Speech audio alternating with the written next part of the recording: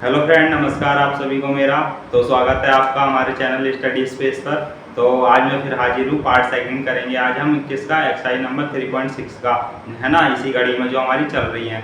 ठीक, तो 3.6 है। अब उसमें नाव वाले सवाल भी हैं और कहते हैं जैसे एक मतलब औरत और आदमी मतलब जो काम कार्य करते हैं, है ना, तो उनके ऊपर सवाल है, तो उनको हम देखेंगे।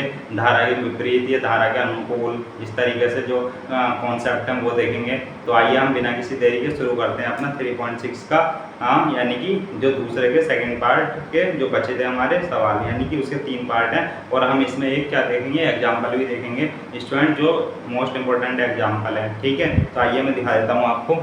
ये हमारी ये बुक है, तो हम इसका कहते हैं पहला सवाल करेंगे। ये आपको यहाँ से आप देख सकते हैं, इसका सेकंड का फर्स्ट पार्ट दिख रहा होगा आपको ये। ठीक स्टूडेंट, तो यहाँ पर देखो, मैं अब इसकी लैंग्वेज पढ़ करके यहाँ पर कहते हैं आपको कॉन्सेप्ट लिखूंगा, फिर उसको हम सॉल्व करेंगे। इस तरीके से हम अपना आंसर तक पहुँचेंगे। ठीक है स्टूडेंट, तो ये यहाँ पर कह रहा है, देखो मैं एक बार कहते हैं इसको आपको पढ़ करके बता देता हूँ। निम्न संख्याओं के रैखिक समीकरण युग्म के रूप में व्यक्त कीजिए और उनके हल ज्ञात कीजिए, है ना। यानी कि इनको रैखिक समीकरण युग्म में बनाना है और उनके हल ज्ञात करने हैं हमें। ठीक है, तो यहाँ पर पहला सवाल जो कह रहा है, ऋतु धारा के अनुकूल 2 घंटे में 20 किलोमीटर तैर सकती है। ठीक है, 2 घंटे में 20 किलोमीटर, और धारा के प्रतिकूल 2 घंटे में 4 किलोमीटर तैर सकती है। स्थिर जल में, है ना, यानी कि स्थिर यानी कि रुके हुए जल में। स्थिर जल किसे कहते हैं, जिसको रुका हुआ जल होता है। तो उसमें तैरने की चाल यानी कि ऋतु की तथा धारा की चाल ज्ञात करनी है। ठीक है स्टूडेंट, तो जो हमें यानी कि जो ज्ञात करना होता है उसको क्या करते हैं, हम मान लेते हैं, है ना। तो यहाँ पर चलिए अब हम शुरू करते हैं एक्सरसाइज नंबर 3.6 के सेकेंड पार्ट, है ना, से। तो यहाँ पर ये है, मैं यहाँ पर लिख देता हूँ एक्सरसाइज नंबर 3.6। ठीक, अब इसका क्या है, दूसरे का फर्स्ट पार्ट है। डन स्टूडेंट, अब यहाँ पर हमसे क्या पूछा है, आपके पास बुक होगी, आप बुक से कहते हैं सवाल पढ़ लेंगे, और मैंने भी आपको पढ़ के बता दिया है। तो जिसने स्टूडेंट ने के पास बुक नहीं हो या जिसने नहीं ली हो, तो कृपया हमारी वीडियो एक बार देख लीजिएगा। और मैं फिर से दिखा देता हूँ एक बार और, ये जो फर्स्ट पार्ट है ऋतु वाला, है ना, इसको तो आपको ये मतलब स्पष्ट रूप से दिखाई दे रहा होगा। इसमें से आप अपनी कॉपी में उतार भी सकते हैं इसको। ठीक है, तो यहाँ पर क्या है, ऋतु धारा के अनुकूल, यानी कि मैं यहाँ पर लिख लेता हूँ माना, फिर हम सॉल्व करेंगे। तो माना, अब ये क्या है, उसकी स्थिर जल में तैरने की चाल यानी कि ऋतु की। ठीक है, तो यहाँ पर मैं लिखूंगा ऋतु की, ऐसे लिख देते हैं, ऋतु की चाल कितनी हो जाएगी, मान लेते हैं x किलोमीटर पर आवर। ठीक है स्टूडेंट, क्योंकि यहाँ पर घंटा और ये किलोमीटर में दे रखा है, यानी कि टाइम घंटे में दे रखा है, और जो दूरी है वो किलोमीटर में दे रखी है। तो हमने चाल जो मान ली, हमने किलोमीटर प्रति घंटा में मान ली है। ठीक है स्टूडेंट, अब यहाँ पर और पूछा धारा की चाल, है, तो यहाँ पर धारा की चाल याद करते हैं। धारा की चाल ये हमने मान ली कितना, 22 किलोमीटर पर आवर। ठीक है स्टूडेंट, तो यहाँ पर धारा की चाल 22 किलोमीटर पर आवर। ठीक है, तो ये हो जाएगा। अब यहाँ से हमने, ये हमसे पूछा गया तो ये हमने मान लिया है स्टूडेंट। ठीक, अब हम यहाँ से हम क्या करेंगे, यहाँ से हम करेंगे अपना, यानी कि जो लैंग्वेज दे रखी है सवाल में उसके अकॉर्डिंग। तो ऋतु धारा के अनुकूल 2 घंटे में 20 किलोमीटर तैर सकती है। तो स्टूडेंट यहाँ पर एक बात देखेंगे, अगर ऋतु धारा के जब अनुकूल, यानी कि जैसे मान लीजिए यहाँ पर ये है ना, यहाँ पर ये वाटर है। ठीक है, यहाँ पर ये वाटर है। ठीक है, यहाँ पर ऋतु अब तैरेगी, है ना। तो यानी कि ये इस तरीके से है, वाटर की डायरेक्शन, नदी की डायरेक्शन मान लीजिए इधर डायरेक्शन में है। तो जब ऋतु इसी के अकॉर्डिंग टहल रही है ना, तो ये मान लीजिए ये ऋतु है, और कहते हैं इसी के अकॉर्डिंग ये अब तैरना शुरू करेगी, है ना। तो ये इसी के अकॉर्डिंग क्या है, तैरना शुरू करेगी। तो ये इसी के अकॉर्डिंग तैरना शुरू करेगी, यानी कि ऋतु यहाँ पर ये तैरने लग जाएगी, ऋतु इसी के अकॉर्डिंग। तो यहाँ पर क्या होगा स्टूडेंट, जब अकॉर्डिंग मतलब जो जिस धारा में, यानी कि जिस दिशा में, यानी कि जल बहता है उसी दिशा में अगर कोई तैर रहा होता है बंदा, है ना, या कोई भी, है ना, तो यहाँ पर क्या हो जाता है, जो चालें होती है जुड़ जाती हैं, यानी कि धारा की चाल भी और जिस चाल से वो तैर रहा है उसकी चाल, है ना। तो यहाँ पर मैं लिखूंगा, इसलिए धारा के अनुकूल चाल ये आ जाएगी x + y kilometre per hour. ठीक है, डन स्टूडेंट, यानी कि रीतु की चाल और धारा की चाल जुड़ जाएगी। ठीक, अब यहाँ पर से लिखूंगा मैं धारा के विपरीत चाल। तो यहाँ से क्या हो जाएगा, ये x minus Y kilometre per hour आ जाएगा। ठीक है स्टूडेंट, यहाँ पर अब ये अनुकूल का कॉन्सेप्ट समझेंगे आप और ये प्रतिकूल का। अब देखो, अगर ये धारा इधर बहेगी और ऋतु अगर इधर तैरेगी तो यानी कि क्या जाएगा, ये दूर दूर जाएंगे, है ना, यानी कि ये इधर चला जाएगा जल, और कहते हैं ऋतु इधर चली जाएगी। तो यानी कि क्या हो जाएगा, जो प्रतिकूल तैरेंगे फिर, तो प्रतिकूल में क्या होता है, दोनों की चाल में आपस में माइनस हो जाती है। ठीक है स्टूडेंट, तो यहाँ पर ये आपको समझ में आ गया होगा अच्छे से। और हम इसके अकॉर्डिंग, किसके, जो सवाल के अकॉर्डिंग अब हम बनाते हैं अपन यानी कि समीकरण। तो यहाँ पर ये क्या कहा गया है, पहले उसमें देखो, ऋतु धारा के अनुकूल 2 घंटे में 20 किलोमीटर तैर सकती है, यानी कि धारा के अनुकूल। अब यहाँ पर देखो, हमने एक फॉर्मूला पढ़ा है हम सभी ने, तो यहाँ पर लिखेंगे, हम जानते हैं कि चाल बराबर दूरी बटे समय, ये होता है स्टूडेंट। अब यहाँ से मैं क्या कह सकता हूँ, दूरी बराबर चाल गुना समय भी कह सकता हूँ, क्योंकि ये समय इधर चला जाएगा, और समय बराबर दूरी बटे चाल भी कह सकता हूँ, है ना, समय बराबर दूरी बटे चाल भी कह सकता हूँ। ठीक, चाल इधर आ गई और समय इधर आ गया। ठीक है स्टूडेंट, तो यहाँ से कह सकता हूँ मैं, अब जब हमने ये फॉर्मूले पढ़े हैं, ठीक है, तो यहाँ पर से अब इधर को लिखूंगा मैं थोड़ा, तो थोड़ा एडजस्ट करेंगे, फिर मैं इसको ऊपर से मिटा दूंगा, फिर ऊपर वाला यानी कि बोर्ड भर जाता है स्टूडेंट, इसलिए, है ना। तो यहाँ पर ऋतु धारा के अनुकूल 2 घंटे में 20 किलोमीटर तैर सकती है, तो यानी कि समय दे रखा है उसका 2 घंटे। ठीक है, तो अगर मैं यहाँ पर लिखूँ इसके अकॉर्डिंग, तो यानी कि समय यहाँ आ जाएगा 2 घंटे। ठीक है, 20 किलोमीटर तैर सकती है, दूरी यहाँ आ जाएगी, तो दूरी ये आ गई, और यहाँ से ये क्या हो जाएगा, x प्लस अनुकूल क्या रहा है ना, तो x प्लस वाई। ठीक है स्टूडेंट, तो यहाँ से ये हमारा ये बन जाता है। ठीक, अब इसको अभी यहाँ पर ऐसे ही लिखा रहने दे रहा हूँ, मैं अगला पढ़ रहा हूँ, अगला लाइन, और धारा के प्रतिकूल 2 घंटे में 4 किलोमीटर तैर सकती है ना। अब ये क्या आ गया, धारा के प्रतिकूल। ठीक है, तो उसकी स्थिर जल में तैरने की क्षमता से धारा की चाल ज्ञात कीजिए, तो जो हमने मानी है फिर वो। ठीक, तो मैं इसको पहले थोड़ा सोल्व कर लेता हूँ, यानी कि रेखिक समीकरण भी बना लेता हूँ जो हमसे कहा गया है। ठीक, तो यानी कि अगर इसको ये बने, मैं अगर क्या हो जाएगा, ये क्रॉस मल्टीप्लाई हो जाएगा, तो ये x प्लस वाई इधर चला जाएगा, तो x प्लस वाई ये आ गया, और 20/2 हो जाएगा, 2 से ये कट जाएगा 10, तो ये हो जाएगा x plus y is equal to 10। Done student, तो यहाँ से इसका समीकरण नंबर बन जाएगा 1। ठीक है, अब आगे यानी कि इसको कह सकते हैं, अगर एक तरीके से कहा जाए तो फर्स्ट कंडीशन।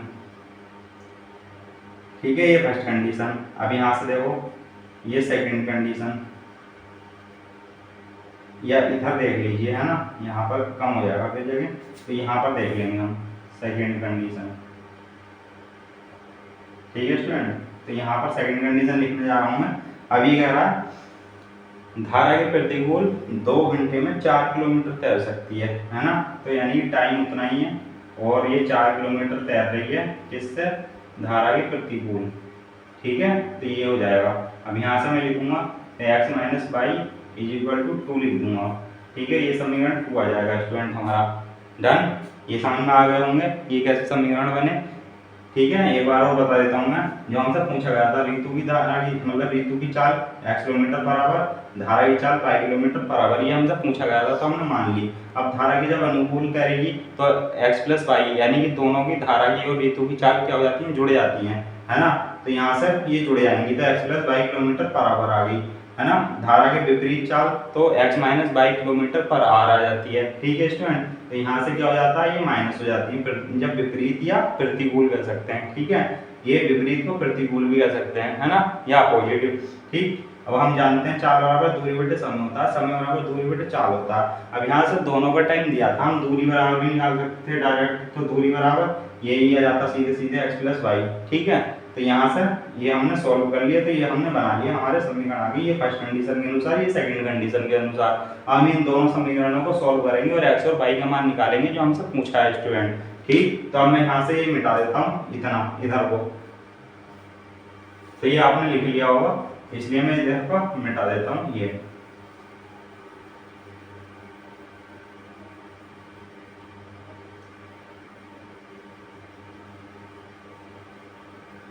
ठीक है स्टूडेंट, ये आपने लिख दिया होगा, इसको मैं मिटा दिया। अब यहाँ से क्या करेंगे, समीकरण 1 और 2 को क्या करेंगे, जोड़ देंगे।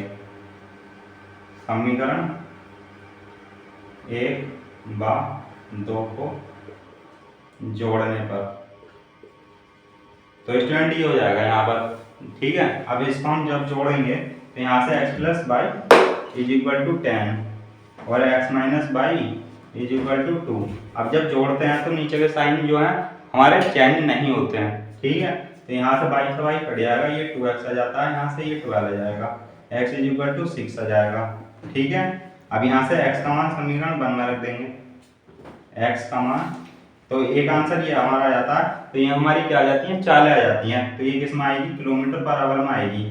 ठीक है, तो ये भी आंसर हो जाता है, यानी कि ये जो आ गई ऋतु की चाल आ गई। ठीक है, x का, अब मैं यहाँ पर लिखने जा रहा हूँ x का मान समीकरण 1 में रखने पर, 1 में रखने पर, तो जब मैं 1 में रखूंगा तो एक ही है हमारा स्टूडेंट, तो यहाँ पर 6 plus y is equal to 10, अब बाई इज इक्वल टू 4। ठीक है, तो यहाँ से ये क्या आ गए, बाई इज इक्वल टू 4 आ गए, है ना। तो यहाँ पर ये क्या आ गए, 1 किलोमीटर पर आवर, तो ये किसकी चाल आ गई। अभी एक आंसर ये हमारा ये हो गया। ठीक है, तो ये तो जो आई है हमारी x इज इक्वल टू 6, तो ये किसकी आई है, ऋतु की चाल। ठीक है स्टूडेंट, और ये जो आई है हमारी y is equal to 4 kilometre per hour, तो ये किसकी आई है, धारा की चाल। तो यही हमसे पूछा गया था, है ना। तो स्टूडेंट ये हमारा क्या हो जाता है, सॉल्यूशन हो जाता है दूसरे सवाल के फर्स्ट पार्ट का। ठीक है, इसी तरीके से हम करेंगे दूसरे सवाल का सेकंड पार्ट। ठीक है, तो आइए हम देखते हैं इसको, आप उतार लीजिएगा। ठीक है, मैं इसको मिटा देता हूँ, आप वीडियो पॉज करके उतार लीजिएगा।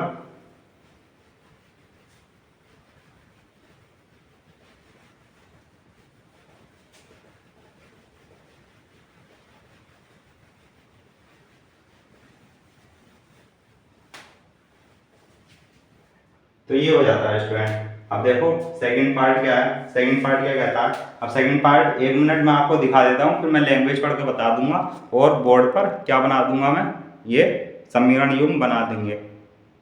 एक बार इसको आप पढ़ लो, सेकंड पार्ट जो है ये। ठीक है, तो ये आपने देख लिया होगा, डन, ये आपने देख लिया होगा। मैं आपको एक बार पढ़ के बता देता हूँ। ये 2 महिला हैं इसमें और 5 पुरुष हैं।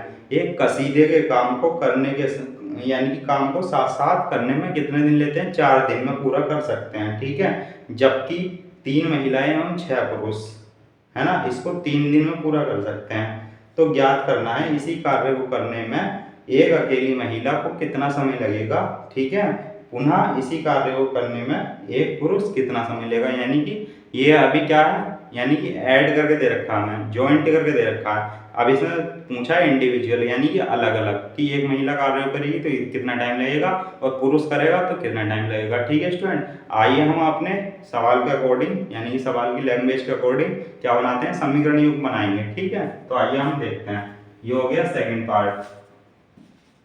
तो यहाँ पर मान लेते हैं हम एक अकेली महिला को कितना टाइम लगेगा, तो यानी कि यहाँ पर मानेंगे हम माना एक अकेली महिला द्वारा कार्य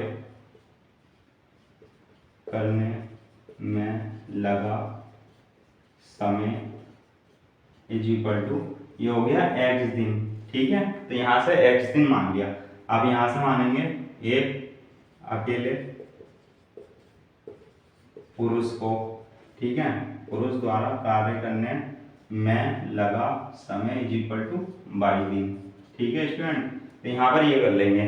अब जैसे इसलिए एक महिला, अभी यहाँ पर क्या होता है ना स्टूडेंट, यहाँ पर ये हमें कितना है, यानी कि जो कितने दिन लगे होंगे वो है, यानी कि जो टाइम लगा x दिन लगा, है ना। अब अगर यानी कि x दिन लगा, यही तो पूछा गया हमसे, कार्य करने में पुरुष कितना समय लेगा, है ना, तो ये x दिन लेगा, वो y दिन लेगा, यानी कि जो है हमारे कार्य हैं। ठीक है, तो ये है एक महिला द्वारा एक महिला द्वारा एक दिन का कार्य जब हम निकालेंगे तो ये x दिन का कार्य x दिन है, ऐसा मान लीजिए, ठीक है। ये अकेले पुरुष का 22 दिन का कार्य 22 दिन है स्टूडेंट, ठीक है।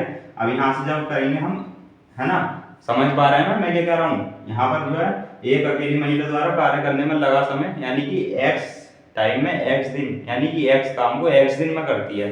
यानी कि ऐसा मान लीजिए अगर संख्या के रूप में बोलूँ मैं, एक दिन में एक कार्य करती है, यानी एक दिन में 1 यूनिट कार्य करती है, ऐसा मान लीजिए। तो मैं वही बोल रहा हूँ यहाँ पर कि x दिन में x कार्य करती है, ठीक है।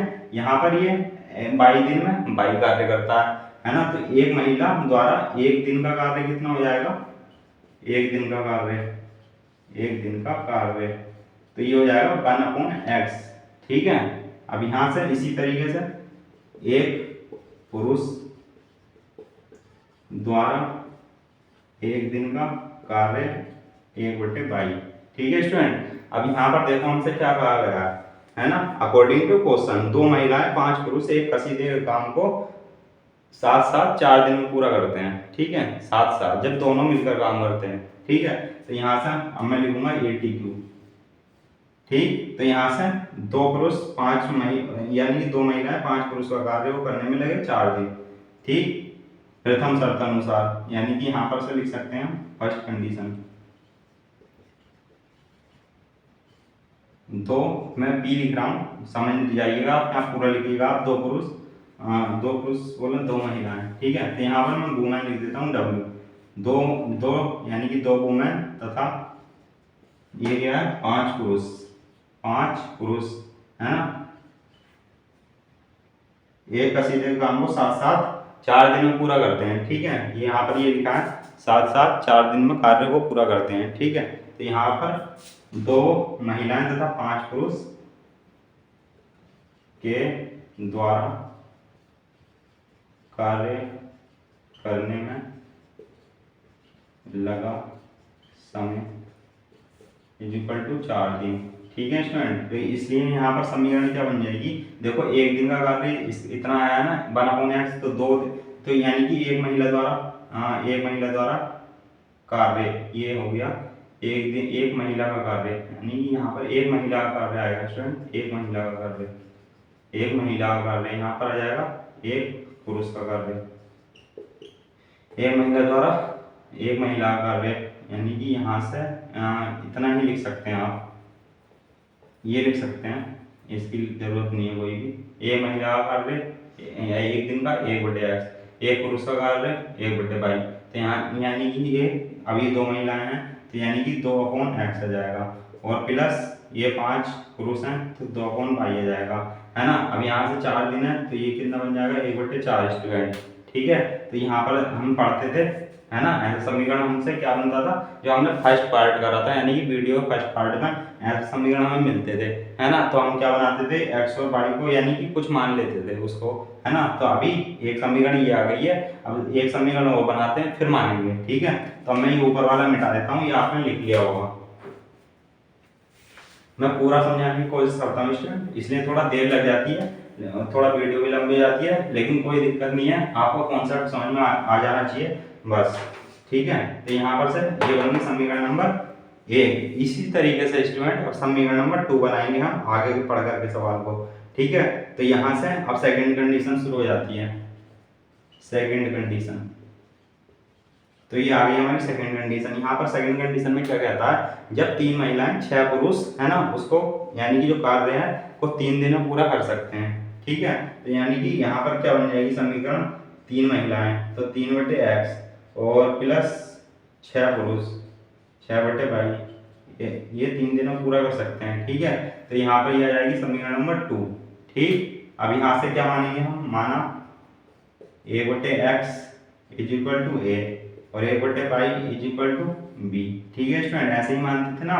तो यहाँ से ये समीकरण नंबर 1 और 2 आई हैं, तो यहाँ पर समीकरण नंबर 1 क्या बन जाएगी, इसलिए समीकरण 1, ठीक है, क्या बन जाएगी, ये 1/x को क्या मानेंगे a, तो यहाँ से ये 2a बन जाएगी और प्लस 5b, ठीक है। और यहाँ से ये क्या रहेगा 1/4 रहेगा, ठीक है, डन स्टूडेंट। यहाँ पर 1/4 रहेगा, तो ये बन जाएगी समीकरण नंबर 3 हमारी, ठीक है। इसलिए अब यहाँ से क्या है, आप समीकरण नंबर 2 में चलते हैं। तो इसको मैं मिटा दूँ, ठीक है स्टूडेंट, इसको मैं मिटा दे दो, है ना, ये हो जाएगा यहाँ से, ये तो 1 लिख ही दिया हमने, और यहाँ से वही मिटा देते हैं। ठीक है डन स्टूडेंट, यहाँ पर ये 2 है, थोड़ा मिट गया, यहाँ पर ये आ जाएगा। अब ये 2 है हमारी, तो यहाँ से ये क्या जाएगी, देखो 3a + 6b = 1/3। ठीक है, ये समीकरण नंबर 4 हो जाएगी। अब यहाँ से क्या है, इसको विलोपन विधि से सोल्व करने के लिए क्या करेंगे, समीकरण नंबर 3 में 3 से गुणा कर देंगे, समीकरण 4 में 2 से गुणा कर देंगे, तो ए के गुणांक समान हो जाएंगे, तो ये घटाने पर कट जाएंगे। ठीक है स्टूडेंट, इस तरीके से करेंगे हम समीकरण, यहाँ पर लिख सकते हैं नाउ, यानी कि अब, तो समीकरण नंबर 3 में गुणा 3, ठीक है, माइनस समीकरण 4 को गुणा करेंगे किससे, 2 से, तब इसको घटा देंगे, ये माइनस है। ठीक है स्टूडेंट, तो यहाँ पर 3 से गुणा करते हैं, तो ये 6 से, और प्लस 5 या 15 भी, और ये आ जाएगा 3/4। डन स्टूडेंट, यहाँ पर 2 से करना है ना, तो ये 6 से प्लस 12 भी, और ये आ जाएगा 2/3। ठीक है, अब यहाँ से क्या करना है, माइनस, तो ये साइन चेंज हो जाएंगे, साइन चेंज हो जाएंगे, तो यहाँ से ये कट जाएगा। अब 15 में से 12 जाएगा, ये बचेगा 3b, है ना। अब यहाँ से ये जब चेंज हो जा रहा है, ये 3/4, ये 3/4 है, माइनस 2/3 करेंगे, तो इसको थोड़ा एलसीएम लेकर सॉल्व कर लेंगे हम। तो यहाँ से क्या आ जाएगा, ये 3b = 3/4 और माइनस 2/3। ठीक है, ये माइनस का हो गया था ना 2/3, तो ये है। अब यहाँ से इसका एलसीएम निकालेंगे, 12 आ जाएगा, और 4 × 12 3 × 9, ठीक है, 3 × 4 12, 4 × 8, ये हो जाएगा, ये हो जाएगा 3b। अब यहाँ से क्या है, 3b = 1/12, तो भारतीय 36, ठीक है, भारतीय 36 हो जाएगा ना। अगर इसको करेंगे तो ये 12 का इधर जाएगा, तो ये 36b हो जाएगा ना, और यहाँ से कितना है, ये 1 बचेगा, तो b = 1/36 आ गया, ये देखो 1/36 आ गया ना b का मान, तो ये b का मान 1/36 हो जाएगा। अब b का मान स्टूडेंट यहाँ पर डाल सकते हैं हम, इसको समीकरण नंबर 5 कह दो, और इसको समीकरण नंबर 6 कह दो। तो अब हम क्या देखेंगे, समीकरण नंबर 5 से, समीकरण नंबर 5 से, तो 5 ये है हमारा, तो ये यहाँ पर 6 से, और प्लस ये 15 और /36, और = 3/4, तो ये 3 × 5 15, और 3 × 3 3 × 6, ठीक है, तो यहाँ से ये कट जाएगा, तो 6 से = 3/4 माइनस 5/12, तो यहाँ से अगर 12 एलसीएम आ जाएगा, तो 4 × 12 3 × 9, और माइनस 5, तो ये क्या बचेगा, यहाँ से 4/12 स्टूडेंट, यहाँ से क्या है, ये 6 से है, तो 2 3 या 6 2 बार कट जाएगा, और 2 2 या 4, ठीक है, तो यहाँ की यहाँ से 3a/2/12, तो 2 6 12, तो 1/6, तो a का मान कितना आ गया, 6 × 18, 1/18, ठीक है स्टूडेंट, तो यहाँ से a का मान 1/18 आ गया ना, तो ये आ जाएगा। अब देखो यहाँ से मैं इसको मिटा देता हूँ यहाँ से, फिर हम करते हैं आगे। ये आपने लिख लिया होगा, और वीडियो पॉज करके लिख लीजिएगा वरना।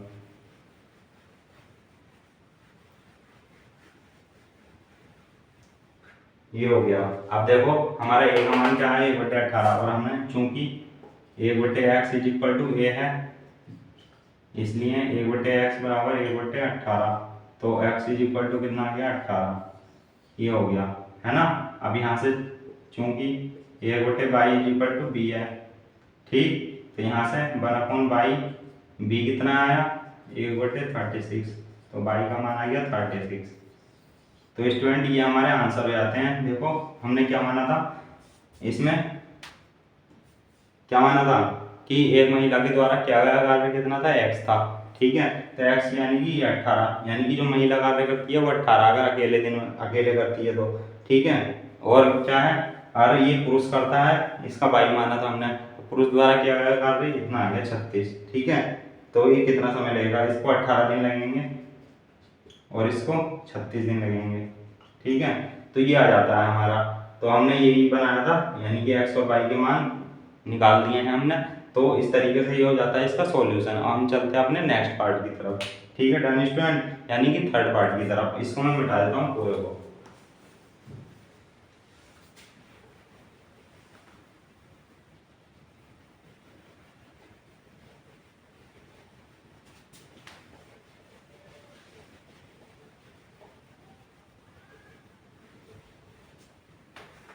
ये हो गया स्टूडेंट। अब देखो, अब यहाँ थर्ड पार्टी आ जाता है। एक बार मैं आपको दिखाऊंगा, फिर यहाँ से मैं आपको लैंग्वेज पढ़ करके बता दूंगा, फिर हम समीकरण बना के इसको हल करेंगे। ठीक है, तो मैं इसको आपको दिखा देता हूँ। देखो ये रूही, यानी कि ये थर्ड पार्ट है ये। ठीक है, स्पष्टता दिख रहा होगा आपको। तो ये हो जाएगा, है ना। तो यहाँ पर देखो ये क्या कह रहा है, रूही 300 किलोमीटर दूर स्थित अपने घर जाने के लिए कुछ दूरी रेलगाड़ी द्वारा तय करती है ना। अब मान लीजिए यहाँ पर ये ए पॉइंट है, ये बी पॉइंट है। ठीक, अब इसके बीच की दूरी कितनी है, 300 किलोमीटर। ठीक है, यहाँ पर है रूही का घर। ठीक है, ये रूही का घर हो गया स्टूडेंट। यहाँ पर ये रूही का घर है और रूही यहाँ पर है। ठीक है, रूही कहाँ पर है, यहाँ पर है। ठीक है, तो रूही यहाँ पर है। तो अब यहाँ से ये अपने घर पे जाएगी 300 किलोमीटर दूर ए पॉइंट से बी पॉइंट पर। ठीक है, तो यहाँ से ये कुछ दूरी रेलगाड़ी से जाती है, कुछ बस से जाती है। तो यहाँ पर वही दिया गया है ना। तो 300 किलोमीटर दूर स्थित अपने घर जाने के लिए कुछ दूरी रेलगाड़ी द्वारा तय करती है तथा कुछ बस द्वारा तय करती है ना। अब फर्स्ट कंडीशन में क्या दिया गया है, यदि वह 60 किलोमीटर रेलगाड़ी द्वारा, ठीक है, यानी कि 300 में से 60 किलोमीटर द्वारा रेलगाड़ी द्वारा जाती है और बाकी जो शेष बचती है वो किसके द्वारा जाती है, बस के द्वारा जाती है, तब उसे कितने घंटे लगते हैं, 4 घंटे लगते हैं स्टूडेंट। ठीक है, तो यहाँ पर कितने घंटे लग जाएंगे, उसको 4 घंटे लग जाएंगे। ठीक है, तो मैं यहाँ पर लिखता हूँ, यानी कि जो दिया है सवाल में, कुल दूरी, एक मिनट स्टूडेंट, यहाँ पर ये क्या है,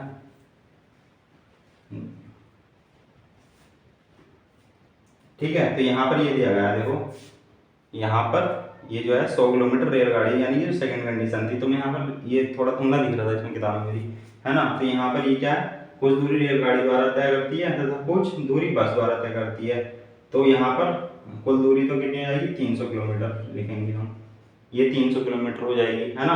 अब यहाँ पर क्या है, यदि वह 60 किलोमीटर रेलगाड़ी द्वारा तथा शेष बस द्वारा तय करती है।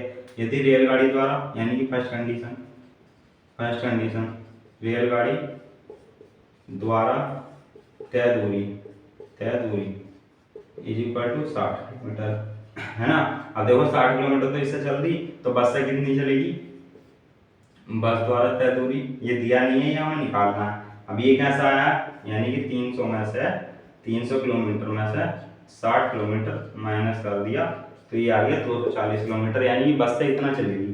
तब उसे कितना टाइम लगता है, 4 घंटे लगते हैं स्टूडेंट। ठीक है, तो यानी कि ये हो जाएगा 4 घंटे। टाइम यानी कि समय इज इक्वल टू 4 घंटे। ठीक है, ये फर्स्ट कंडीशन हो गई। तो मैंने यहाँ पर क्या है, ये कंडीशनें लिख दी हैं।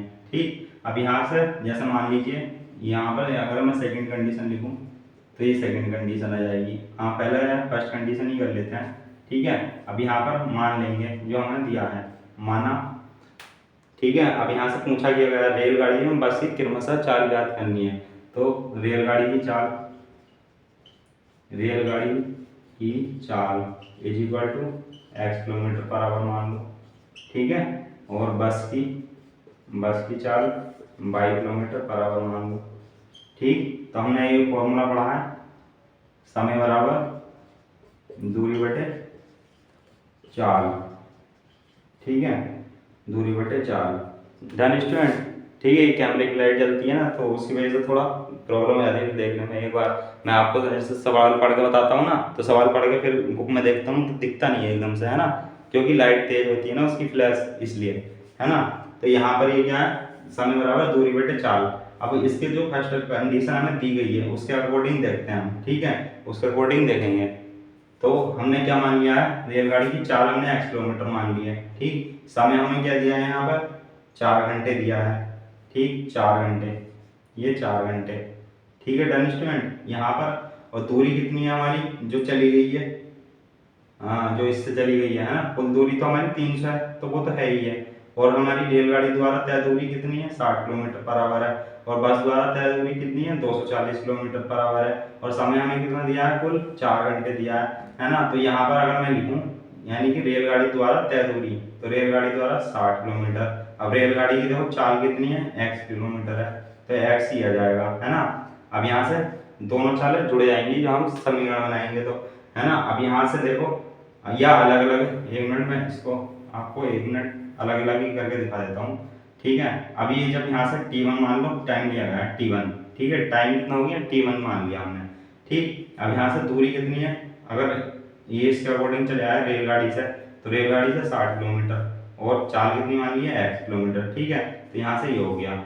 अब इसके अकॉर्डिंग t2, ठीक है, 1 मिनट t2 मान लेते हैं हम, तो यहाँ से 240 और ये अपन बाई हो गया, ठीक। तो ये हो गया ये। अब ये देखो इसमें कुल समय कितना ले रहा है, 60 किलोमीटर रेलगाड़ी द्वारा तथा शेष बस द्वारा तय करती है, तो 4 घंटे लगते हैं, ठीक है। तो कुल समय कितना, 4 घंटे, तो इसलिए t1 प्लस t2। अब जब t1 प्लस t2 जुड़ेगा तो यानी कि ये आ जाएगा 60/x प्लस 240/22, ठीक है। अब t1 और t2 कितना है, यानी 4 घंटे ले रहे हैं, तो 60/x और प्लस 240/22, ठीक है स्टूडेंट। तो यहाँ से ये क्या बन जाती है, हमारी समीकरण नंबर 1 बन जाती है स्टूडेंट। तो ये आपको उम्मीद करता हूँ अच्छे से समझ में आया होगा। ये मैं एक जगह लिखना चाह रहा था, लेकिन मैंने आपकी प्रॉब्लम की वजह से मैंने यानी कि अलग अलग लिख दिया। ये समीकरण नंबर 1, ये समीकरण नंबर 2, t1 और t2 को जोड़ेंगे, यानी कुल टाइम कितना लग रहा है, रेलगाड़ी द्वारा अगर 60 किलोमीटर चल रही है और बस द्वारा 240 किलोमीटर चल रही है, तो टाइम कितना लग रहा है कुल, है ना। t1 यानी कि रेलगाड़ी से जब चलेगी तो इतना टाइम लगेगा 60/x, और जब बस द्वारा चलेगी तो 240/22 टाइम लगेगा। अब कुल टाइम कितना है, 4 घंटे, तो कुल टाइम ये निकाल दिया हमने, t1 और t2 को जोड़ दिया, है ना। तो ये जोड़ के इधर ये आ गया और 4 घंटे ये हो गए, तो ये हमारी बन जाती है समीकरण नंबर 1। अब यहाँ पर जगह नहीं बची है तो मैं इसको देता हूँ मिटा, ठीक है। तो हम चलेंगे अपने सेकंड कंडीशन की तरफ, ठीक है। वो क्या कहता है, ये यहाँ से इतना मिटा देता हूँ, बाकी बाद में देखेंगे, ठीक है। अब देखो, अब सेकंड कंडीशन में क्या कहता है स्टूडेंट, यहाँ देखो ध्यान से पढ़ना, है ना। अब यहाँ पर क्या है, 4 घंटे लग गया, यहाँ पर फर्स्ट कंडीशन में लग गए हैं इसको, ठीक है। यदि वह 100 किलोमीटर रेलगाड़ी से चलती है ना। अब रेलगाड़ी द्वारा तय दूरी कितनी है, 100 किलोमीटर, तो आप समझ रहे होंगे, वो आप यहाँ लाइन लिख देंगे कि रेलगाड़ी द्वारा तय की गई दूरी इज इक्वल टू यानी कि 100 किलोमीटर, ठीक है। फिर 100 किलोमीटर जब उससे चल दी तो कुल दूरी तो 300 है ना। तो बस द्वारा तय की गई दूरी कितनी बचेगी, 200 किलोमीटर, ठीक है स्टूडेंट। तो यहाँ पर है तथा शेष बस से यात्रा करें, तो शेष हमारी क्या हो जाएगी, 200 किलोमीटर, ठीक है। अब तो उसे 10 मिनट अधिक लगते हैं, है ना, 10 मिनट अधिक लगते हैं, यानी 4 घंटे तो लग ही लग रहे हैं, है ना, 4 घंटे लग रहे हैं और 10 मिनट अधिक लग रहे हैं, ठीक है। तो उसके अकॉर्डिंग क्या बनाएंगे हम, समीकरण नंबर 2 बनाएंगे, ठीक है। तो यहाँ से समीकरण नंबर 2 बनाएंगे। अब यहाँ से जब रेलगाड़ी द्वारा यानी कि t1 मान लो, इसको भी सेकंड कंडीशन में, ये सेकंड कंडीशन, ठीक है। सेकंड कंडीशन, जब रेलगाड़ी से चलेगी तो 100 ये दूरी हो गई और चाल कितनी है, x, ठीक है। तो यहाँ से ये समीकरण नंबर 3 हो गया, डन। अब t2 यानी कि बस द्वारा, ये एक तरफ यहाँ से मैं लिख देता हूँ रेलगाड़ी द्वारा, ठीक है। यहाँ लिख देता हूँ मैं बस द्वारा, तो आप समझ जाओगे कि बस द्वारा जो लगा समय यानी कि t2 तो कितना है वो 200/22, ठीक है। तो यहाँ से अब मैं कर देता हूँ इसको समीकरण नंबर 4, ठीक है। अब इसमें देखो टाइम कितना कह रहा है कि 10 मिनट अधिक लगते हैं, ठीक है। तो 10 मिनट यानी 4 घंटे जितने पहले लग रहे थे उससे 10 मिनट अधिक लगते हैं। तो अब यहाँ से क्या करेंगे, समीकरण नंबर 3/4 से, तो ये हो जाएगा 3/4 से, यानी कि t1 plus t2 is equal to ये आ जाएगा 100/x प्लस 200/22, ठीक। अब यहाँ से ये इतना मिटा देता हूँ इधर का, ये लिखा रहने दूंगा, ठीक है। तो यहाँ से आपको समझ में आ जाएगा। वैसे हमारी समीकरण तो बनी गई है और ये भी आपने उतार ही लिया होगा, और कैसे समझ में आया तो मैं इसको पूरे को साफ कर देता हूँ इधर, ठीक है। जरूरत पड़ेगी तो हम इसको भी कर देंगे अभी, ठीक है। तो यहाँ से 4 घंटे देखो, अब ये है मिनट में, ये है घंटे में, ठीक। तो यहाँ से देखो, यहाँ पर मैं लिख देता हूँ 1 घंटा बराबर, इधर देखो 1 घंटा बराबर 60 मिनट होता है, ठीक है। तो जब 1 मिनट बराबर निकालेंगे तो कितना आएगा, 1 घंटा अपॉन 60, ये हो जाएगा ना। अब जब यहाँ से 10 मिनट निकालेंगे, यानी कि 10 मिनट, तो क्या आ जाएगा, ये एक आ गया 1/60, तो यहाँ से 10/60 आ जाएगा ना, 10 मिनट बराबर। तो ये किस में चेंज हो जाएगा, यानी घंटे में। ठीक है स्टूडेंट, तो यहाँ पर क्या होगा, हम वही करेंगे, है ना। अब इसको मैं 60 से डिवाइड कर दूँ तो ये किस में आ जाएगा, 0 से 0 कट जाएगा, तो ये किस में आ जाएगा, घंटे में, और ये भी घंटे में दिया हुआ है। ठीक है, अब इसको पहले मैं यहाँ से ये उतार देता हूँ, 100/x प्लस 200/22। ठीक, अब यहाँ से 6 चौक 24 और ये 25/6, तो ये क्या आ गया, 100/x और प्लस 200/22। तो ये भी आपको अच्छे से समझ में आया होगा, है ना। तो यहाँ से और ये आ गए हमारे, तो ये हमारे समीकरण मैनन 2, है ना, समीकरण 1 और 2। अब यहाँ पर से हम देखेंगे, इसको मैं मिटा देता हूँ, ये सब था आपको समझाने के लिए। ठीक है, तो इसको इधर को मिटा देता हूँ, ये सब आपको समझाने के लिए था, ये सब। ठीक, इसको मैं मिटा देता हूँ। ठीक है, अब हम क्या करेंगे, यहाँ से माना 1/x इज इक्वल टू ए ले लेंगे। ठीक है, 1/y is equal to be ले लेंगे, तब हमारा क्या हो जाएगा, ये 100a, ठीक, plus 200y is equal to 25/6। ठीक है, ये हो गया। अब यहाँ से ये समीकरण नंबर 2 लिख दिया मैंने पहले, चलो इसको समीकरण नंबर 4 कह दो, क्योंकि ये इसका बनता 3। ठीक है, तो इसको 3 बनाएंगे, ये 60a प्लस ये है अब 240 बी। ठीक है, और यहाँ से ये हो जाएगा 4, तो इसको समीकरण नंबर बनाएंगे 3। ठीक है, तो इस तरीके से ये हमारी बन जाती है ए और बी में। अब हम इसको करेंगे सॉल्व, तो ये सॉल्व कैसा होगा स्टूडेंट, देखो अब अगर मैं यहाँ से कुछ कॉमन ले लेता ऊपर वाले सवाल में से, यानी 25 कॉमन ले लेता, है ना, तो 25 चौका 100, तो ये 4 बन जाता, और यहाँ से भी कुछ कॉमन ले लेता, मैं 4 ले लेता अगर कॉमन। ठीक है, तो ये इजी हो जाता। और ठीक है, तो यहाँ से अगर मैं ले लूँ, यहाँ से 25 ले लेते हैं, मैं 25 कॉमन ले लूँगा, क्योंकि इधर भी 25 है तो वो कट जाएगा, है ना, 25 चौका 100, तो ये आएगा 4a, और 25 अट्ठे 200, है ना, 25 अट्ठे 200 हो जाएगा, 25 चौका 100, 25 अट्ठे 200, तो ये 8b आ जाएगा। यहाँ से 22 लिख दिया है ना, यहाँ से b है ये। ठीक है, तो ये b, और ये 25/6, तो ये 25 से 25 कैंसिल। ठीक, तो यहाँ से ये 4a plus 8b is equal to 1/6। ठीक है, तो इसको डैश कर दो, इसको भी डैश कर दो, है ना, तो यहाँ से ये आ जाएगा। अब ये 4 सही में आया, है ना। अब यहाँ से क्या ले लेंगे, 4 कॉमन ले लेंगे, तो यहाँ से जब 4 कॉमन लूँगा, है ना, इसलिए 4, तो यहाँ से 4 कॉमन आ जाएगा, तो ये क्या हो जाएगा, 4 का 4, 4 बजे 20, यानी कि 15 बचेगा, 15a प्लस यहाँ से 4 6 24, ये 60b ना, यहाँ से ये हो जाएगी। अब यहाँ से ये हमारा है, यानी कि ये जो है 4, तो यहाँ से ये 4 लिखा हुआ है, अब 4 से 4 कट जाएगा, इधर आ जाएगा 1, तो ये यहाँ से ये बनेगा 15a प्लस 60b और इज इक्वल टू 1, तो ये हमारा समीकरण नंबर बन गया 3। ठीक है, ये 3 बन गया। अब हम क्या करेंगे, समीकरण नंबर 4 और 3 को सॉल्व करेंगे, तो मैं इसको अभी इधर मिटा देता हूँ सबको, क्योंकि यहाँ पर जगह नहीं बची है, पूरा फुल हो गया बोर्ड।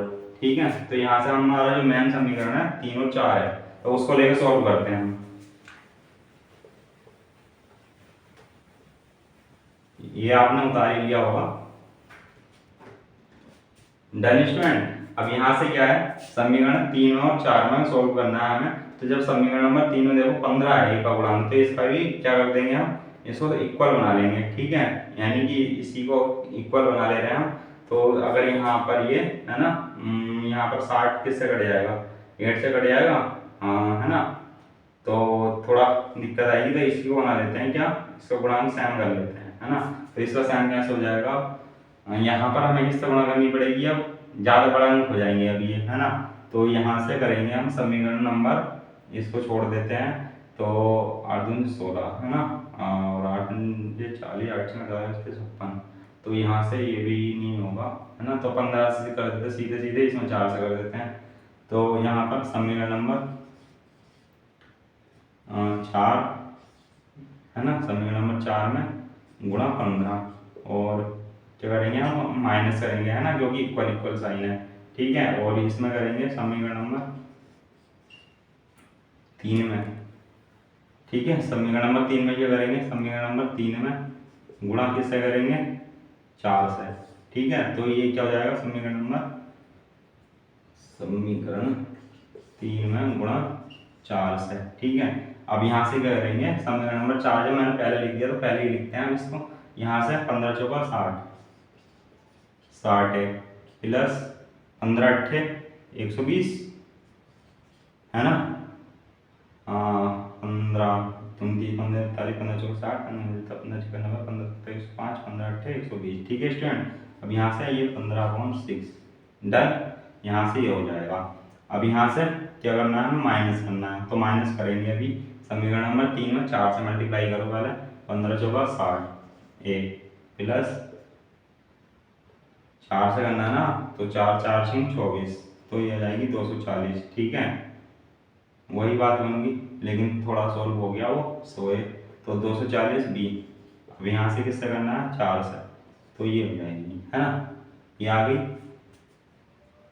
नीचे वाली समीकरण, यानी कि वही आ गई सेम, है ना, जो ये थी 68। Done student. यहाँ से करा हमने 15 से गुणा, तो 15 दूनी 30 15 45 15 चौका 60, 60 है, और यहाँ से 120 बी, 15 अट्ठे 120, और यहाँ से 15/6, है ना। यहाँ 4 से करा हमने, 4 15 चौका 60 4 6 24 240, तो 4 गुना 4। अब यहाँ ये कराया हमने, तो यहाँ से ये कट जाएगा, यहाँ से ये माइनस, यहाँ से ये माइनस, ठीक है। तो यहाँ से जब ये माइनस रहेगा तो यानी कि यहाँ से क्या आ जाएगा, ये अब 12 दूनी 24, तो 120 की। अब ये 15/6 है, -4/1 है, यहाँ से 6 है, तो यहाँ से 15 रहेगा, और 6 6 चौक 24, ठीक है। अब यहाँ से 24 में 15 जाएगा, कितना बचेगा, है ना। हाँ, 15 5 4 9, ठीक है। तो माइनस का 9/6 हो जाएगा ना स्टूडेंट, माइनस का 120 पी, ठीक है।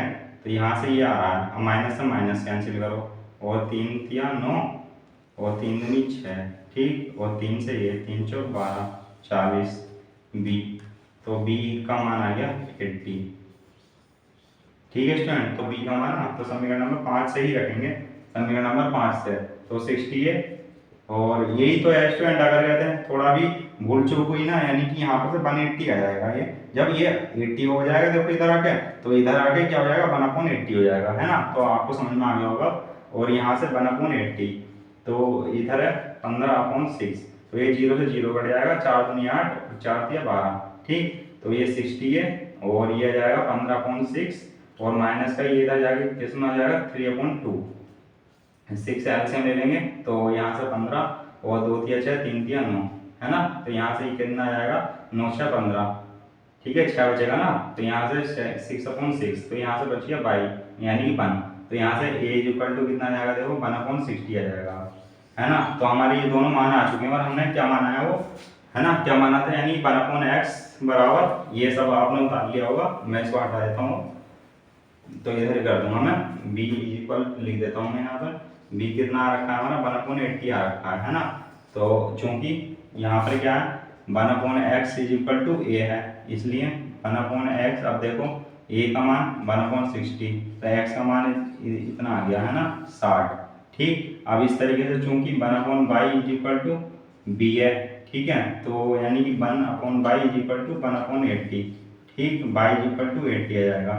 तो स्टूडेंट ये हमारे यहाँ थोड़ी मिस्टेक हो गई थी, जिसकी वजह से थोड़ा ये क्या हो जा रहा था, मैं समझ गया था यहाँ पर कि इस तरीके से तो आ ही नहीं सकती कैलकुलेशन, है ना। तो यहाँ पर से थोड़ा मैंने वीडियो पॉज कर दी, तो यहाँ पर से अब हम क्या करेंगे, ये 1/80 बचता, तो 1/80 रखा जाता है यहाँ पर, है ना। क्या हो गया था हमसे 1/, यानी कि b का मान कितना आ गया था हमारा 80, यानी 1 में लगाना भूल गए थे हम, तो वो, है ना, तो वो मिस्टेक थी थोड़ी, तो इसको यहाँ पर ये आ जाएगा। हमसे क्या पूछा था इन्होंने, अब हम देख लेते हैं बुक में, है ना। तो ये बुक है हमारी, तो रेलगाड़ी में बस की क्रमशः चाल कितनी हो जाएगी, रेलगाड़ी की चाल हमने क्या मानी थी x, तो ये x किलोमीटर किसकी चाल आ गई, ये आ गई रेलगाड़ी की, है ना। तो ये रेलगाड़ी की, और ये किलोमीटर बराबर ये किसकी आ गई, बस की, तो ये बस की आ गई स्टूडेंट। तो यहाँ पर ये हमारी हो जाती है एक्सरसाइज कंप्लीट, यानी कि 3.6, है ना। और ये हमारी ऐच्छिक होती है, और अगर ऐच्छिक मतलब इजी होती है ऐच्छिक भी, अगर हमने ये पूरा कॉन्सेप्ट कराया है, यानी कि जैसे अब तीसरा चैप्टर की बात करूँ मैं, तो इसमें जैसे 3.6 यानी 6 एक्सरसाइज है, तो अगर हमने 6 एक्सरसाइज करी है तो ऐच्छिक भी हमसे बन जाएगी आराम से, ठीक है। इसमें मैं एक सवाल और बताऊंगा आपको, 5 मिनट और धैर्य रखिएगा।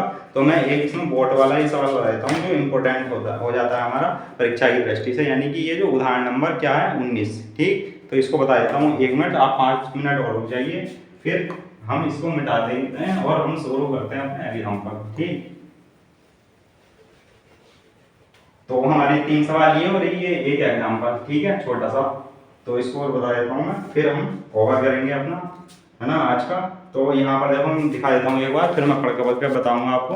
ये वही कॉन्सेप्ट है सीधे जैसा ऋतु वाला था, ठीक है। तो ये आपको दिख रहा होगा, क्लियरिटी, है ना। तो यहाँ पर अब मैं देखो पढ़ कर के बता देता हूँ। ये कह रहा है एक नाव 10 घंटे में धारा के प्रतिकूल 30 किलोमीटर चलती है ना। धारा के अनुकूल 44 किलोमीटर जाती है। 13 घंटे में वह 40 किलोमीटर धारा के प्रतिकूल है, 55 किलोमीटर धारा के अनुकूल जाती है ना। तो यहाँ पर क्या पूछा गया, धारा की चाल तथा, है ना, नाव की स्थिर पानी में चाल ज्ञात करनी है। तो हम सब वही, है ना, पूरी कैलकुलेशन, यानी कि ये उदाहरण नंबर 19। यहाँ पर उदाहरण नंबर ये ब्लैक मार्कर से मैं कर देता हूँ क्योंकि हमारा ब्लू जो है कम चल रहा है ना। तो यहाँ पर से क्या है, यहाँ पर हमसे क्या पूछा गया, धारा की चाल। तो माना धारा की चाल is equal to x kilometre per hour. ठीक, ये पूछा गया हमसे। और नाव की स्तर जल में, नाव की स्तर पानी में या जल में, है ना। अब नाव की स्तर जल में चाल, तो ये क्या हो जाती है 22 किलोमीटर पर आवर। ठीक है स्टूडेंट, तो ये हमसे जो पूछा गया था वो हमने मान लिया है। अब मैंने आपको बता रखा है कि धारा के अनुकूल जब चलेगी, धारा के अनुकूल जैसा कि मैंने ऋतु वाले सवाल में बताया था, तब धारा के अनुकूल कितनी हो जाएगी, x प्लस वाई, यानी कि जुड़ जाती हैं, ठीक है, किलोमीटर पर आवर। और धारा के प्रतिकूल कितनी हो जाती है, x माइनस वाई हो जाती है, किलोमीटर पर आवर। ठीक है, अब यहाँ चलेंगे हम according to question first condition. ठीक है, ये ATQ। ठीक, तो यहाँ से ATQ हो गया फर्स्ट कंडीशन। एक नाव 10 घंटे में धारा के प्रतिकूल कितने किलोमीटर चलती है, 30 किलोमीटर, है ना, 10 घंटे में। तो यहाँ से हमने वो पढ़ा है फॉर्मूला, समय बराबर दूरी बटे चाल। ठीक है, ये हमने पढ़ा है। तो ये क्या कह रहा है, ये जो है अब T1 मान लेंगे जैसा कि हमने ऋतु वाले में माना था।